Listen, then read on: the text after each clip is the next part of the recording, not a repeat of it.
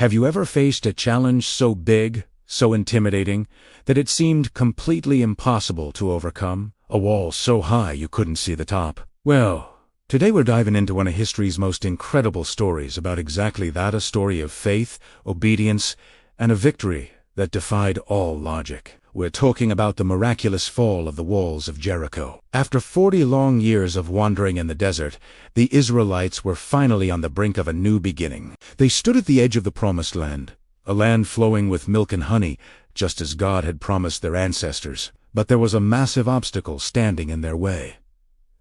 The city of Jericho.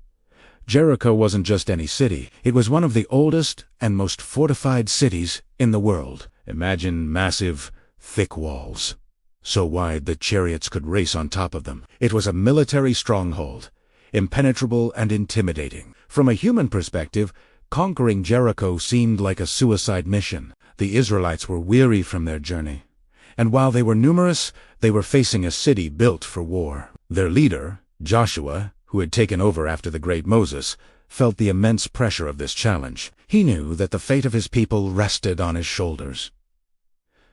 So, what did he do? He sought guidance from God. And the plan God gave him was, to say the least, unconventional. God's instructions weren't about military strategy. There were no orders to build siege towers, battering rams, or to dig tunnels under the walls. Instead, the plan was a test of pure faith and obedience. Here's what God told Joshua.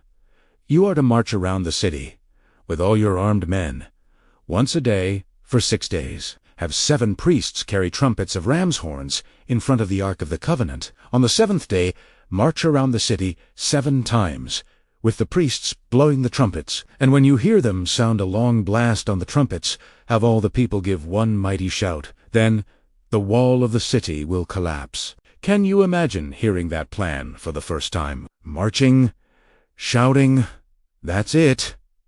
It must have sounded absurd. The soldiers of Jericho, watching from their high walls, probably thought the Israelites had lost their minds. They would have laughed, mocked them, and felt even more secure behind their fortifications.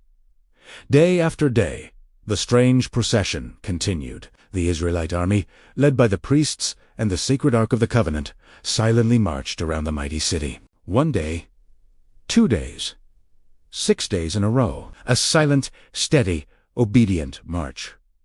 This silence was a crucial part of the plan. It built anticipation.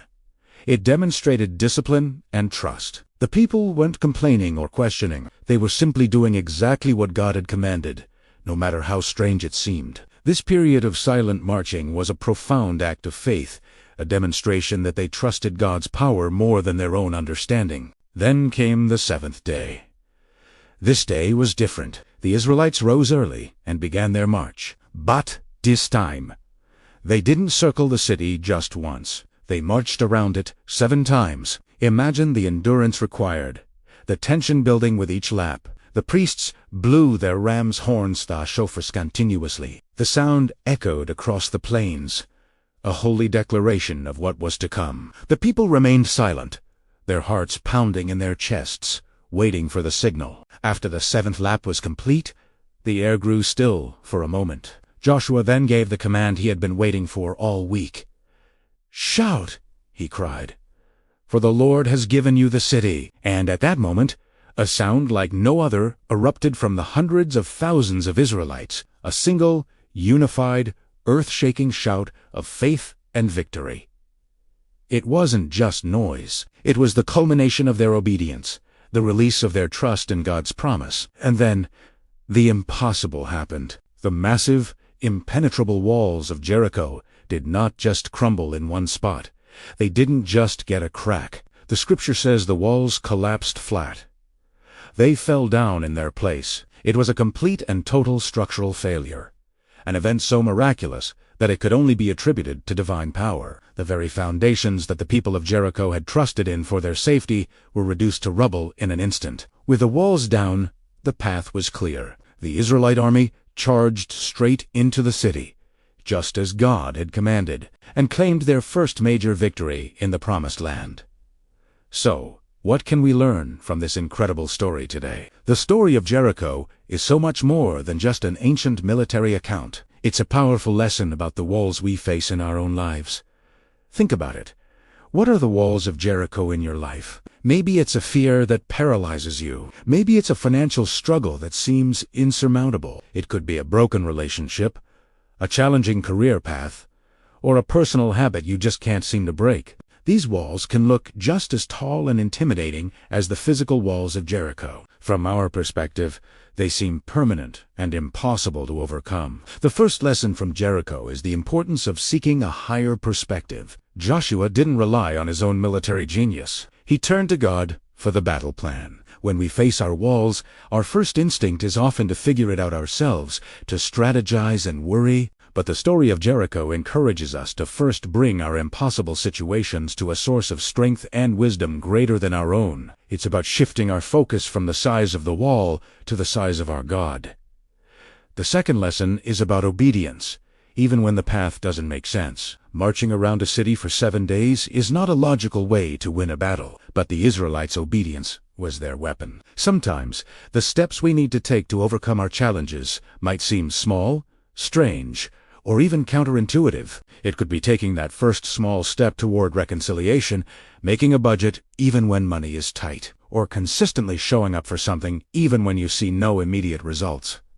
Faith isn't just believing, it's acting on that belief, taking those steps of obedience day after day. And finally, the story teaches us about the power of praise and unified voice. The final victory came with a shout. This wasn't a shout of anger or desperation.